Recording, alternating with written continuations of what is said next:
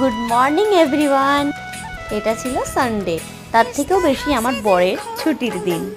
তো সকাল সকাল উঠে চা বিস্কুট আর পাস্তা দিয়ে ব্রেকফাস্টটা সারলাম। তারপর রেডি হয়ে নিলাম বাজারে যাব বলে। আর ওকে দেখো কিভাবে ওর বাবাকে জড়িয়ে ধরে বাইকে বসেছে। তো প্রথমেই আমরা চলে গেলাম মাংসের দোকানে।